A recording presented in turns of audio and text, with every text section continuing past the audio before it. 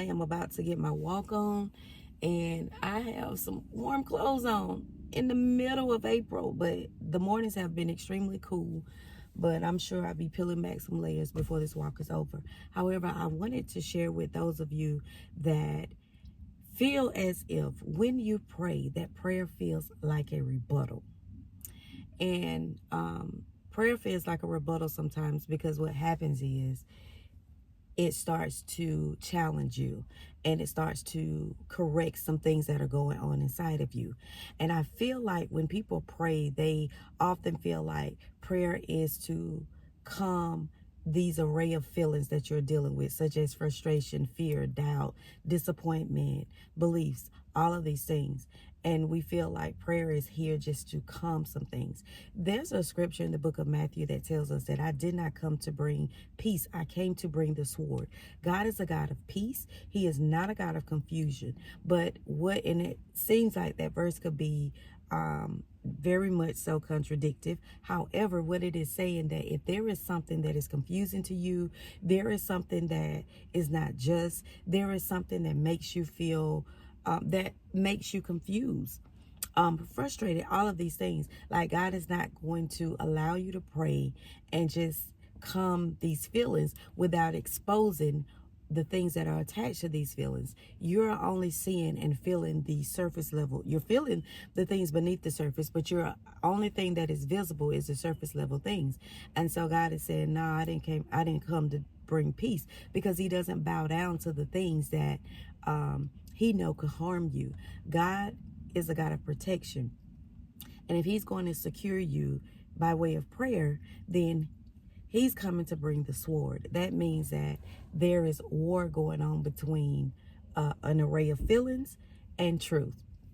So what happens is, when we begin to pray, sometimes people feel like prayer is just venting. But no, the more we talk, sometimes we talk ourselves right into our truth. We talk ourselves right into our reality. And if we don't pray, then all of these array of feelings that we are dealing with, they can distort our reality. And what happens is, it heightens misery. I feel like it brings about, it fuels our fear, it fuels our doubt, our frustration, and it seems like our cognitive ability to understand the truth and what's going on with ourselves is trash. And this is why it's so important to pray. So I wanted to share that with someone, because if you have gotten to the point where you feel afraid to pray, because it seems that every time you pray, your life becomes chaotic. Every time you pray, it seems that something crazy is happening. Allow God to change the things that need to be changed in your life. Allow prayer to form you into who you are really called to be and what you're called to do, and make it a way of life. Make it practical, so prayer doesn't just seem like it's a rebuttal all the time, and you start to think, am I that bad?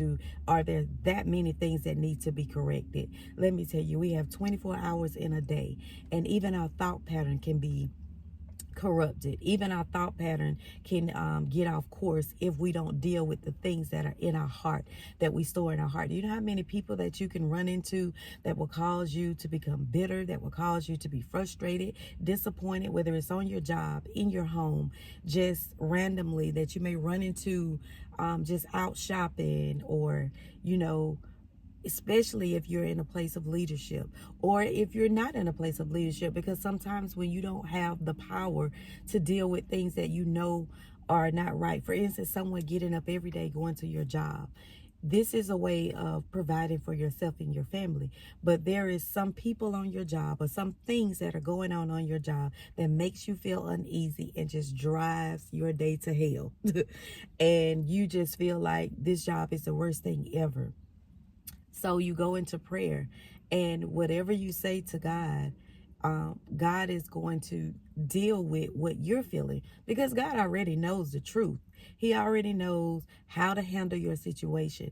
But because we don't have the ability to change others, God makes sure that because you came to him, that he is going to make way for you not to lose out on what he has given you the ability to provide for, or the territory that he has given you. Notice in the Bible, anytime God has given someone territory, he always gives to them instructions, because you are about to walk into a place that is going to seem contradictory to what God has already alarmed you about, what God has already made you aware of, that this is yours, like this belongs to you.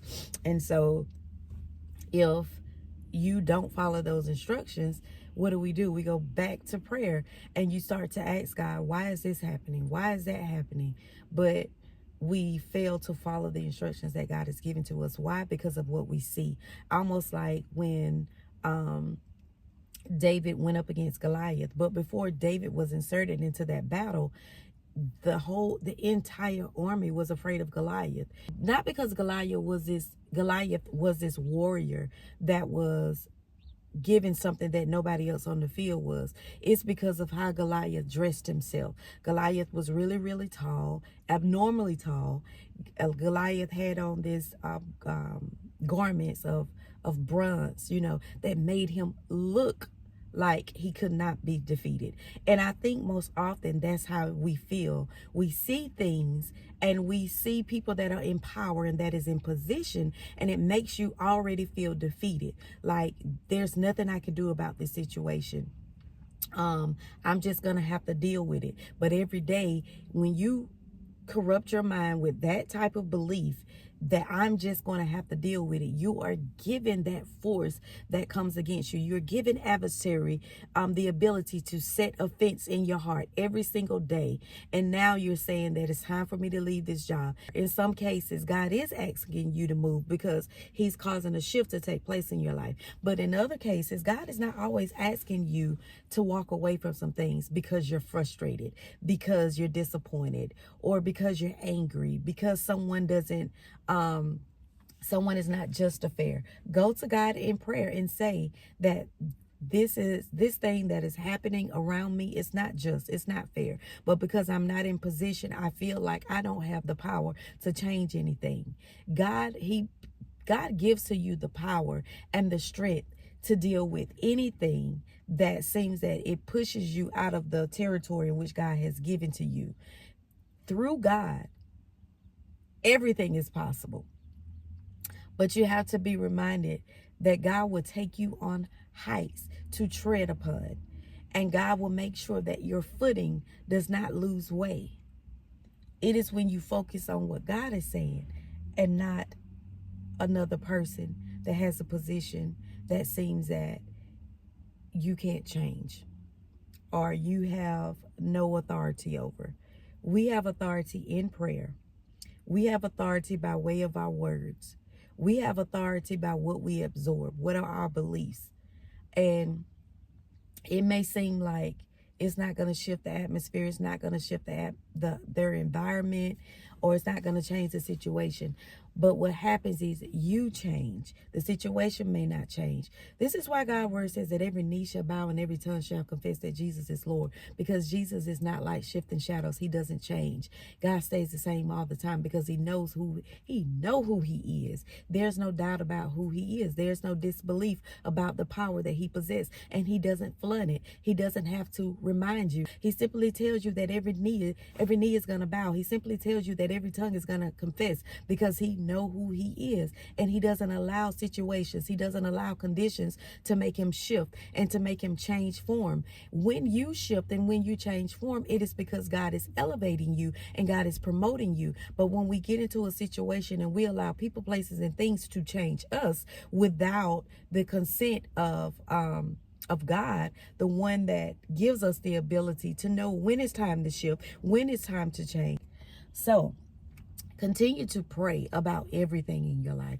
Continue to pray and be reminded that God is your resource, that God is the one that carries the ultimate authority, that God is the one that prepares a path for you, and he protects you, and he makes sure that it is secure. He makes sure that your footing does not slip. I know that sometimes it may seem chaotic, but if your focus is more so on people, your focus is more so on circumstances, your focus is more so on the condition, then where is your help coming from? You are disregarding the true help and the resource that God is trying to give to you. And it is to your unbelief that nothing is going to change. Scripture tells us that according to your faith, so it be unto you. So what does your faith look like today? Continue to pray and know that prayer is not against you, but it is definitely for you. I'm about to go out here and get this walk on. I love y'all. Y'all have an amazing day.